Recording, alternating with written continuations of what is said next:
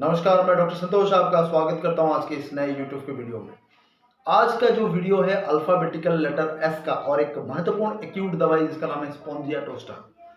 जी हाँ दोस्तों, जब भी ट्यूबरकुलरमाइजम हमारे जहन में आता है, जो रेस्पिरेटरी सिस्टम से रिलेटेड, थ्रोट से रिलेटेड, ग्लैंड से रिलेटेड जितने भी दवाइयाँ हैं, उनमें से एक क्विकली फास्ट एक्शन आने वाला दवाई है आज का ये दवाई स्पोंजिया टोस्टा। तो आज के सिनेरियो में कौन कौन सा सिम्टम ऐसे हैं जो कि बहुत ही महत्वपूर्ण है और ये दवाई आप अप्लाई करके अपने सारे बीमारियों से मुक्ति पा सकते हैं, तो उसके बारे में कुछ डिस्कस करेंगे। आप वीडियो को शुरुआत से लेकर अंत तक जरूर देखना, सबके लिए महत्वपूर्ण है। जब सबसे पहला जो सिम्टम्स हम जिक्र करेंगे वो है लेरिंजाइटिस, लेरिंग्स, वॉइस बॉक्स, उससे रिलेटेड जो प्रॉपर तरीके से आवाज नहीं आते, गला बैठ जाता है, जितने भी ये सिम्टम्स है, खांसी से रिलेटेड, फिर उसके बाद ये सिम्टम्स आता है थ्रोट का, लिरिंग्स का, वॉइस बॉक्स का, तो उसमें बहुत ही महत्वपूर्ण काम करता है स्पोंजिया। उसमें एक तरह का ड्राइनेस होता है, वो ड्राइनेस के लिए स्पोंजिया बहुत ही सही काम करता है और क्विकली एक्शन आता है। और जो वल्गम चिपका हुआ हो, जो ड्राई होकर चिपक जाता है अंदर म्यूकस मेम्ब्रेन पे, उसको ये लूज करने में मदद करता है। एक बार ये लूज हो जाए, फिर दो इंपॉर्टेंट दवाइयां आ सकती है फिर उसके अंतराल में। वो है पहला हिपरसल्फ, जब रात के वक्त मिडनाइट में या फिर मॉर्निंग में एग्रावेशन हो, खांसी, तो उसमें हिपरसल्फ बहुत ही बढ़िया काम करता है। और जब इवनिंग में वो एग्रावेशन हो तो फास्फोरस बहुत ही बढ़िया काम करता है। एकोनाइट एक ऐसी दवाई है जो कि बहुत ही सिमिलर रहता है आज के स्पोंजिया के, जिसमें ठंडी हवा लगने पे खांसी होती है, उसमें एकोनाइट बहुत ही क्विकली एक्शन आता है। और नॉर्मली मीठा खाने से, कोल्ड ड्रिंक्स पीने से, स्मोकिंग करने से, तुरंत सोते ही जो खांसी शुरू होती है, इन सारे समस्याओं के लिए स्पोंजिया बहुत ही बढ़िया काम करता है। लैकेसिस भी आपको पता होगा, जो सोने के बाद उसका प्रॉब्लम सारा एग्रावेट हो जाता है, स्पोंजिया भी वही काम करता है। लेकिन स्पोंजिया में रेस्पिरेटरी सिस्टम से रिलेटेड जितने भी तकलीफ है, बहुत ही हाईली इंपैक्ट रहता है उसका। तो ये रहा खांसी से रिलेटेड जितना भी प्रॉब्लम है। नेक्स्ट, जब ग्लैंड्स के सिलसिले में आप बात करेंगे, क्योंकि एक ट्यूबरकुलरमाइजम वाली दवाई है, ग्लैंड्स भी इसका इफेक्टिव रहता है।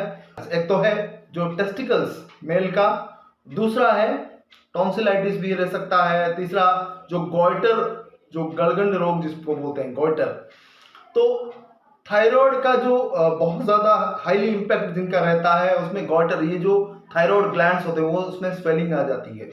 तो ये ग्लैंडुलर जो स्वेलिंग जिसमें होता है, ब्रोमियम भी बहुत ही बढ़िया एक्शन में आता है इन जैसे प्रॉब्लम के लिए।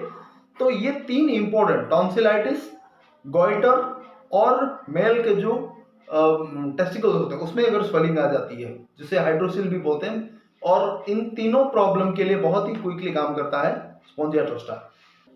स्पोंजिया टोस्टा का खांसी बहुत ही ड्राई किस्म का होता है। ये स्पेसिफिक पॉइंट्स आप जरूर याद रखना, केस टेकिंग के दौरान काम में आएगा। पेशेंट आपसे बोलेगा कि सैं सैं की आवाज आती है, जब खांसते हैं तो विजिंग जो होता है वो एक तरह के सैं सैं की आवाज आता है, साएं साएं की आवाज आता है, जैसे कि किसी कार्डबोर्ड को या फिर कोई प्लाईवुड को काटते हैं, जो बड़े ही लोग जो काटते हैं उसको, एक तरह का आवाज आता है साएं साएं साएं साएं करके, तो उस तरह का उसके अंदर वो ड्राइनेस वाली आवाज आती है। तो उससे आपको पता चलता है कि किस तरह से उसके जो अंदर का वल्गम है ऊपर सूख गया है। तो उस चीज, उस पर्टिकुलर सिम्टम्स अगर प्रेजेंट है तो स्पोंजिया बहुत ही काम करेगा। नेक्स्ट, सैम्बुकॉस एयर दवाई है जो कि इस तरह के ड्राइनेस में बहुत ही बढ़िया काम देता है।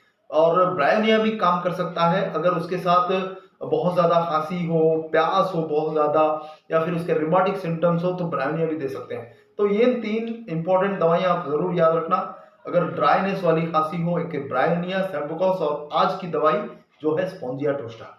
तो ये कुछ पर्टिकुलर इंपॉर्टेंट सिम्टम्स थे जो कि ट्यूबरकुलरमाइजम को कवर अप करते हैं। और स्पोंजिया टोस्टा के कुछ इंपॉर्टेंट सिम्टम्स है, कैरेक्टरिस्टिक पिकुलियर सिम्टम्स है, क्लिनिकली ट्रायल एंड टेस्टेड है, उसके बारे में हमने जिक्र किया है। जो लोग वीडियो को शुरुआत से लेकर अंत तक देख रहे हैं, बहुत बहुत धन्यवाद आपका। जाने से पहले मैं पोटेंसी के बारे में थोड़ा जिक्र कर दूं, क्योंकि ये एक एक्यूट दवाई है।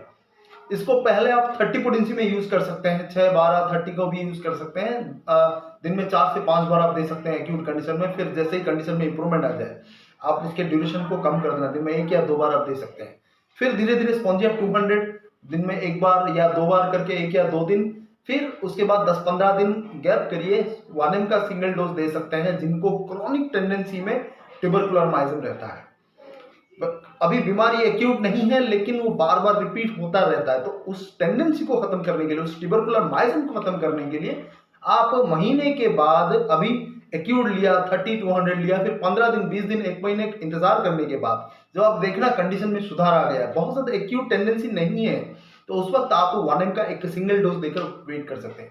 सिंगल डोज का मतलब मैंने बार बार कहा है कि एक ही बार लेना है। सिंगल डोज मतलब एक ही बार लेना है, उसको दोबारा रिपीट नहीं करना है। बहुत सारे लोग ये सोचते हैं कि सिंगल डोज का मतलब एक बूंद, बूंद की बात नहीं है। सिंगल डोज, 2 डोज, डोज का मतलब है कितनी बार आप रिपीट कर रहे हैं, कितनी बार आप दवाई को दे रहे हैं। तो सिंगल डोज का मतलब है 1M का एक बार आपको देकर बस बंद कर देना है, उसको रख देना है, उसको दोबारा रिपीट नहीं करना है, ताकि एग्रावेशन होने के चांसेस खत्म हो जाए। तो ये तो था स्पोंजिया टोस्टा के बारे में कुछ इंपॉर्टेंट चीजें हमने डिस्कस की। जो मेरे नए दोस्त जुड़ रहे हैं, चैनल को जरूर सब्सक्राइब कर लें और जो बेल आइकन है उसे जरूर क्लिक कर लें, ताकि जो भी नया वीडियो मैं अपलोड करूं तुरंत नोटिफिकेशन के द्वारा आप तक पहुंचे। जो मेरे पुराने भाई जुड़ रहे हैं चैनल के साथ, जरूर लाइक करिए और अपने दोस्तों के साथ जरूर शेयर करिए। और होम्योपैथी के जो चाहता है वो जरूर इसको नोट कर लें, और अगर वो प्रैक्टिस करना चाहे अपने घर में इस्तेमाल करिए, अपने दोस्तों को दीजिए, ताकि होम्योपैथी का प्रचार और प्रसार बने रहे। बहुत बहुत धन्यवाद। Thanks again. नमस्कार।